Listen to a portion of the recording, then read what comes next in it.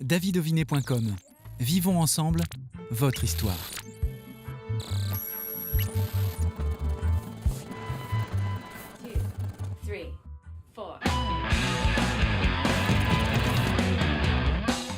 Bienvenue à toutes et tous pour cette dernière émission de Backstage de la saison déjà. Et nous recevons Yannick Jolin. Salut Yannick. Comment va? Ça va super bien. Je suis très heureux de te recevoir pour ce dernier épisode de la saison de Backstage. Eh bien, mais c'est vrai content d'être là aussi. Pareil. Yannick, tu es né le 30 juillet 1958 à Aubigny. Tu as fait beaucoup de choses. Longue carrière. Comment tu te définis, toi, personnellement? Un paysan de la culture. Tu vois, on n'a plus de paysans, c'est-à-dire des gens qui s'occupent de la terre.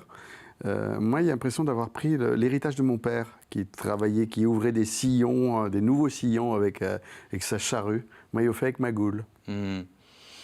Tu as appris le parlange avant d'apprendre le français. Le français, tu l'as découvert à l'école. Est-ce que tu peux nous expliquer ce qu'est le parlange pour celles et ceux qui ne connaissent pas? La plupart des auditeurs, disons le patois. Voilà. Mais comme le patois est très dévalorisant, hein, on appelle patois partout dans le monde, hein, des langues qu'on considère comme vulgaires, pas abouties. Chez nous, l'habitude, c'était de dire, voilà, le patois, c'est du français déformé, du français écorché, du mauvais français. Et donc, l'idée de la modernité a fait qu'on a viré, en Vendée particulièrement, le patois pour être moderne. Cette langue maternelle, parce que c'est ta langue maternelle. C'est absolument ma langue maternelle. Et tu l'as exploitée dans beaucoup de spectacles, cette langue, avec notamment « Ma langue maternelle va mourir et j'ai du mal à vous parler d'amour ». Oui, parce que à force de faire des spectacles où il y a tout le temps mis un peu de patois dans tous mes spectacles, et qui ont tourné dans toute la francophonie. Donc ça veut dire que moi, les gens d'ici ont toujours été surpris de dire « Ah bon, puis tu parles de même quand tu t'en vas ailleurs ?» Oui, et au contraire, les gens, ça réveille leur propre singularité. Et il n'y a que les gens d'ici qui sont persuadés que leur culture n'a pas de valeur. Et donc, moi, j'ai emmené ma langue partout. Mais à un moment donné, il y en avait marre d'être obligé de me justifier. C'est-à-dire qu'à la sortie d'un spectacle, il y avait une dame qui m'avait dit comme ça « Mais Yannick, tu vas bien passer à autre chose. Tu ne vas pas rester avec ce patois accroché à tes épaules pendant toute ta carrière, avec le talent que tu as. » C'est-à-dire signifiant que pour devenir un vrai artiste, il fallait que je parle que français. Et je me suis pas mal posé de questions là-dessus et j'ai voulu faire un spectacle sur la langue pour parler des enjeux de la langue, c'est-à-dire les enjeux de domination, les enjeux de lien aux émotions profondes. Une langue maternelle, c'est la langue qui nous relie à nos émotions les plus intimes, les plus profondes, les plus puissantes. Et moi, je vois bien, le français est ma langue de tête, de raison, de mental, et le patois est ma langue de ventre, de la dorne, aux entrailles, quoi. De cœur. De aussi. cœur, bien sûr. Et cette langue de cœur, tu l'as emmenée jusqu'à Paris lors des Molières 2020 où tu as été nominé. Qu'est-ce que ça t'a fait quand tu as appris cette nomination pour ce spectacle « Ma langue maternelle va mourir et j'ai du mal à vous parler d'amour » ? C'était un joli clin d'œil, puisque c'est sans doute la première fois où un spectacle parlant des langues régionales en France était nominé justement dans ce qu'on appelle les Molières. Molières représentant quand même de la belle langue française du temps de Louis XIV, c'est-à-dire du début du français langue mondiale, quoi. Il y a eu aussi dans ta carrière le projet Saint-Roch. Tu peux nous parler de ce projet, d'ailleurs, qui est toujours d'actualité, bien entendu, plus que jamais. C'est le même. Il a commencé, moi, avec Jean Doffiao, en faisant de la chanson rock en patois, parce que justement, il trouvait que ma langue sonnait à Soun, parce qu'elle a bien de I, de how, et pour chanter l'anglais, le français est handicapé. Donc moi, il a toujours pensé que ma langue était formidable pour le rock. Et là, il a voulu recommencer ça, en plus avec une idée de jardiner la langue. C'est-à-dire que le patois qui reste encore est souvent considéré comme une langue de la grosse blague, d'en dessous la ceinture, du conteur patoisant qui va se mettre une casquette et puis prendre un accent, puis au suffit. Et moi, il pense qu'une langue, on peut la tirer vers le haut. On peut lui faire dire des affaires qu'elle ne dit pas habituellement. Et le projet Saint-Roch était vraiment un projet de chanson qui parlant de intérieurs, justement, des émotions les plus profondes, d'amour aussi, beaucoup. Et en travaillant cette langue-là, il me s'est aperçu qu'elle était une langue qui n'avait pas de cynisme. on peut dire des choses qu'on ne pourrait plus dire en français parce qu'on a été essoré le français dans plein de domaines. Et là, tout d'un coup, je me suis aperçu que dans ma langue, on avait une certaine naïveté, on avait une certaine une générosité de la langue. Je vous propose d'écouter un extrait de ce projet Saint-Roch, Yem.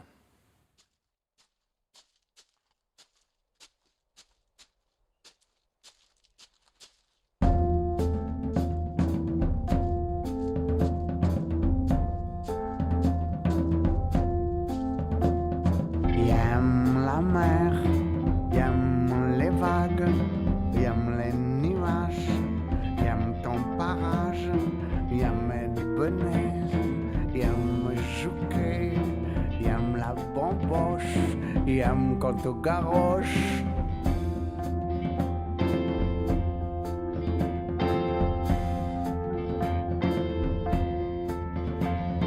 Yem les bijoux, yem les bisous, yem la fraîcheur, yem tout nous dur, yem les tontons, yem les gastons, yem les osias, yem les batias.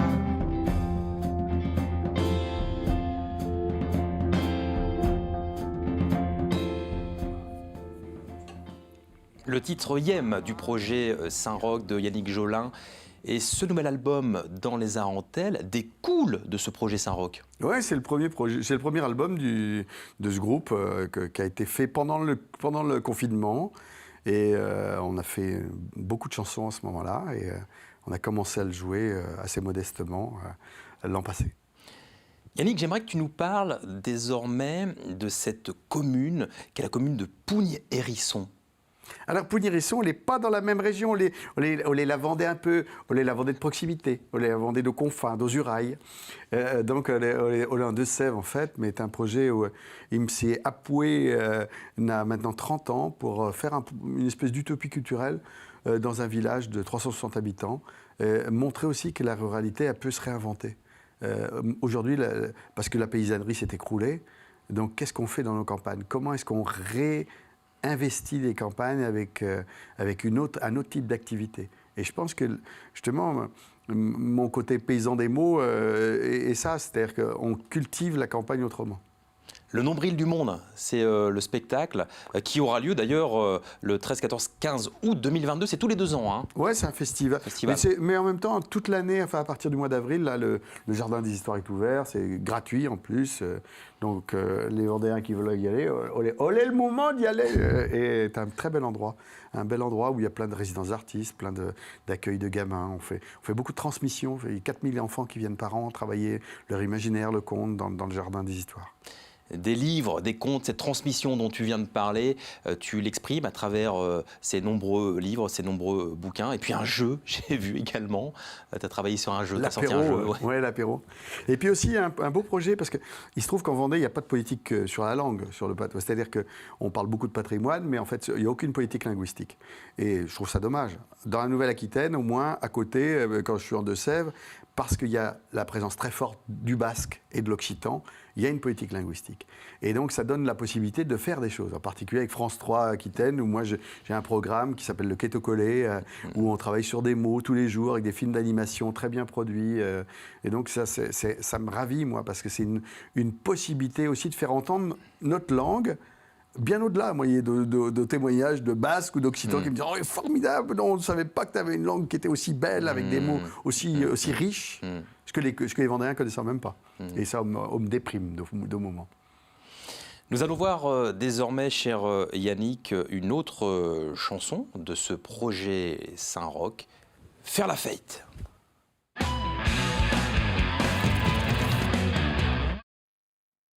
Faire la fête,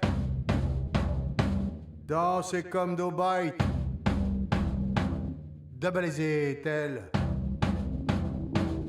débalaiser-elle. Faire la fête, débalaiser-elle, dans les arentelles de la parentèle. Faire la fête, faire la fête, faire la fête,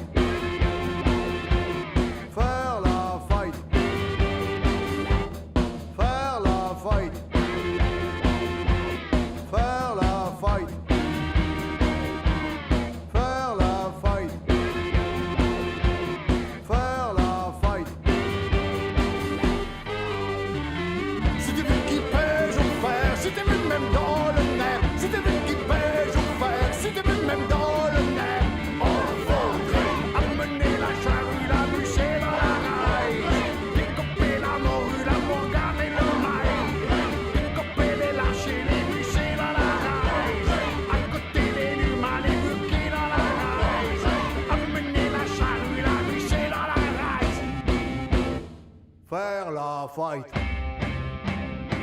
Danser comme des bêtes. De briser tel. Dans les arentelles. Faire la fête. Danser comme des bêtes. Danser comme des bêtes. Dans les arentelles. Faire la fête. Faire la fête. Faire la fête. Faire la fête. C'était vous qui pèse au fer, c'était vous même dans le nerf. C'était vous qui pèse au fer, c'était vous même dans le nerf. Oh, faudrait amener la charrue, la musique dans la race. Découper l'amour garde le maïs. Découper les lâchers, les missiles dans la race.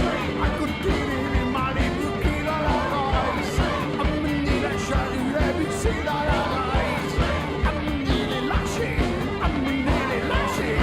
Découper les lâchers, découper les lâchers. Découper les lâchers. Découper les lâchers.